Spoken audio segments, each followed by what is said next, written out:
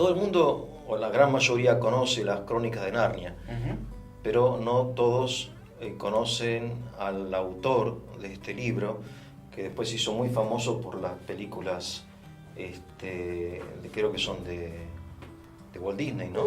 Es una colaboración de Disney, con Disney. una productora que hizo su hijastro, Douglas Gresham. Ah, ok, bueno. Entonces hoy vamos a hablar de Lewis, quien es el autor de Crónicas de Narnia y tantos otros libros, y un poco consagrar estos primeros videos a lo que podríamos denominar el camino espiritual de Lewis, que entiendo que no fue tan simple. No, para nada. Y es muy interesante. Muy, muy interesante. Así Sí, que sí, bueno, contanos un poco, Francisco, quién fue, dónde nació, un poco acerca de su camino espiritual. C.S. Lewis es un escritor irlandés, nació en Belfast, Irlanda del Norte, en 1898. O sea que más o menos de la misma edad que Borges. Borges es del 99, si no recuerdo mal.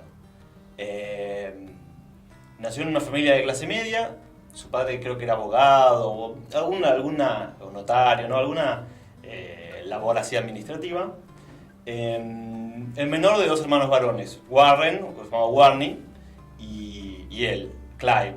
Pero resulta que él odiaba el nombre Clive, y después de un perro que tuvieron que le decían Jaxie, el chico se encariñó con el perro y le pidió a todo el mundo que le dijeran Jack. Le gustaba que le dijeran Jack. Por el perro. Por el perro, sí. Interesante, ¿no? Sí, interesante ya esa pequeña afinidad con los animales, ¿no? Tan propia de su obra. Estaba pensando eso, porque Sí. después en su obra aparecen todos los animales hablando. Sí, bueno, otra gran... muy específico de su obra, el tema del antropomorfismo así animal, ¿no? Sí, muy específico de su obra y una tradición de la literatura inglesa. Ah, sí. Sí, porque él cuenta que en esas primeras lecturas, uno de los primeros libros que le fascinaban eran los libros de Beatrix Potter, Ajá. del conejo que habla, y que esa idea de animales antropomórficos, animales que hablan, ya lo fascinó desde muy pequeño. Y ya que estamos en el tema, aunque es un tema de la literatura universal, entiendo, Sí, la fauna de Esopo, ¿no? exactamente. Sí, La sí, mitología griega. Sí. O sea, siempre hay animales hablando o actuando en forma... Es muy interesante. Sí, muy interesante, sí. Y resulta que, bueno, en esta casa en la que ellos vivían, Sí. Por más que fuera una profesión no humanística o no educativa, si se quiere, Sí. pensando en esa época, ¿no? Principios del siglo XX, finales del siglo XIX, una persona de clase media no podía no tener una biblioteca. Ah. Entonces, en esa biblioteca de la casa de su familia, ya tenía una calidad y versatilidad literaria que lamentablemente hoy en día es muy difícil encontrar en la casa de un profesional que tenga más de 5 o 10 libros, y literatura bastante poco, ¿no? Pero bueno, en esa época era muy común que cada casa, por más que no fuera muy grande, tuviera una biblioteca de 200, 300 volúmenes tranquilamente. Sí. También es parte como una tradición inglesa, entiendo, ¿no? Sí. Que el inglés es muy afín a la literatura. A la literatura, sí. Como el ruso o el español, supongo también, o Sí. nosotros no. Nosotros no tanto. No creo. Pero uno piensa en las familias argentinas Sí. también de esa misma época, Sí. y eso también pasaba acá. Pasaba que Había grandes bibliotecas. Sí. Porque de hecho, yo me adelanto un poco, él soñaba con ser poeta, entiendo, o algo así. Algo por el estilo. Claro, pero digo, yo, porque soy de analizar, ¿quién sueña con ser poeta? ¿Vos conocés a alguien que sueñe con ser poeta? Y conozco a un par de locos de ese Bueno, estilo. pero porque vos sos del ambiente, pero Porque yo soy no conozco a nadie. Soy de ese tipo de locos. Claro, sí, pero yo no conozco a totalmente. nadie que quiera ser poeta. Totalmente. A nadie, ¿eh? No sé, me parece a mí que la poesía es algo tan lejano para el argentino de hoy, quizá, aunque no sé, bueno, en fin. Entonces, este niño ya quiere llamarse como su perro. Su perro. De hecho, es bastante difícil pronunciar su nombre. Sí, Clive, ¿no? Clive y Extraño. Staples. Staples, que es Claro. abrochadora. Abrochador. Es Sí, abrochadora, sí. Bueno, él se dedicó a hacerle la guerra a su nombre desde el principio. Pero también es muy interesante que él sea de Irlanda del Norte, A ver. porque tanto a nivel religioso como cultural, Sí. lo pone en una posición extraña. Porque él es parte del Imperio Británico. Claro. Piensen que cuando él nació, Irlanda formaba parte del Imperio Británico, no era un país independiente. Aún la del sur, Aún la del sur. claro. Se independizó después de la Primera Guerra Mundial, en el 20. Claro. Pero, o sea, que no es inglés, pero es parte del Imperio Británico y es de tradición protestante, en una zona tradicionalmente católica. Ah, mira. Entonces, ya él desde muy pequeño ya está en esa zona de lo que a él le encantaría llamar luego outsider, ¿no? Como el de afuera, el extraño, el que forma parte, pero no del todo, Sí. y por eso tiene una mirada incisiva Sí, sí. que le permite ver lo que el resto del mundo está acostumbrado, ¿no? El pez no se pregunta qué es el agua, vive en el agua. El pez no se pregunta qué es el agua. Claro. Claro, Pero Luis era una especie de anfibia, ¿no? O sea, Claro. podía vivir afuera y adentro. claro. Y yo creo que eso influye mucho en la agudeza de su mirada. Bien, bien. Y entonces él entiendo que pierde la fe en una cierta edad. Sí, él es educado en lo que llaman la Iglesia de Irlanda, la versión irlandesa de la Iglesia anglicana, digamos, Protestante. protestante. Sí.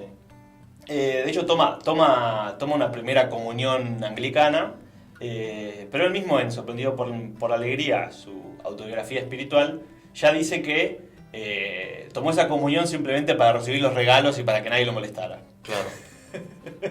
Sí, es habitual. O sea, eso, algo completamente como- habitual, ¿no? Como Pero- entre nosotros los católicos, Totalmente. digamos, seamos sinceros, Sí. muchas veces así. Totalmente. Claro. Es curioso igual ver, una vez se idealiza esa época y ver que, bueno, que eso viene de hace tiempo, ¿no? Claro.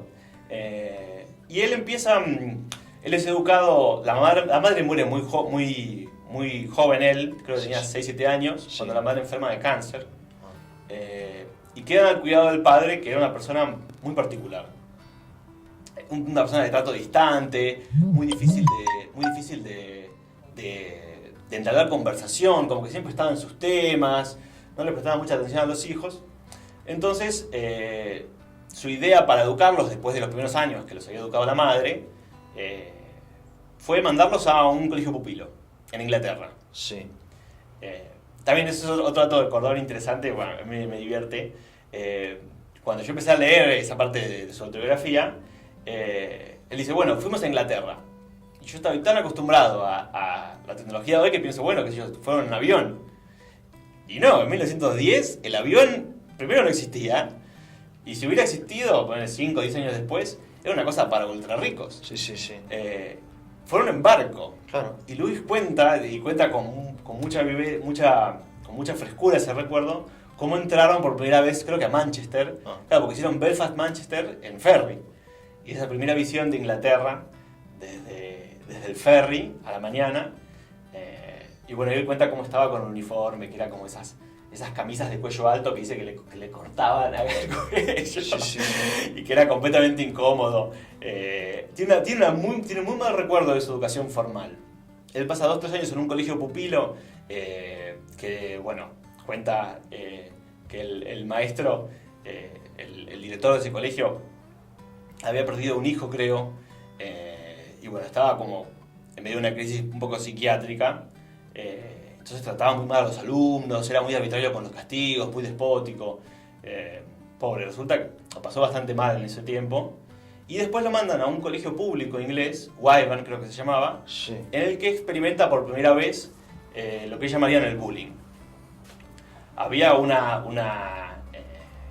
camarilla de rugbyers, ya que estamos en, Sí, sí, sí. en plena actualidad, de deportistas en general, ¿no? Los chicos populares que dejaban afuera a los chicos. Claro, habrá sido lo que hoy se llama un aparato, ¿no? Sí, totalmente. El Luis nuestro. Completamente, un chico completamente fuera de su alimento, tímido, no muy agraciado, huérfano.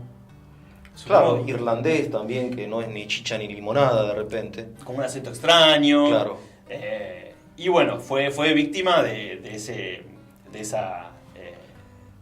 esa maldad. Bueno, pero también es interesante porque de nuevo se ve ahí el esquema del outsider. Totalmente. Porque él totalmente. está en una escuela donde él no es parte, de nuevo, Exactamente. ¿no? Y eso quizás se va repitiendo a lo largo de su vida, supongo yo, en diversos ambientes. Sí, por supuesto. Hay uno de sus ensayos filosóficos excelente que se llama The Inner Circle, el círculo interior, y que habla de una dinámica en las relaciones humanas que en la que se forman como esos círculos, ¿no? Del que todo el mundo quiere formar parte, y lo único atractivo es sentirse adentro frente a los de afuera, ¿no? Exactamente, sí. Y como muchas de nuestras acciones... Él se resiste a decisiones- esa tentación, digamos, de... O un poco... yo creo que al no verla tiene opción, digamos. Exactamente. Claro. Al verla desde afuera, puede entender cómo funciona Claro. y puede ayudarnos a detectar, ¿no? Cuando esa dinámica está en funcionamiento. Digamos, lo que se llama la masa, de repente entrar así en una especie de círculo. No, al revés, porque la masa sería los de afuera siempre. Ah. Formar parte de los distintos, Bien. los inteligentes, los guapos.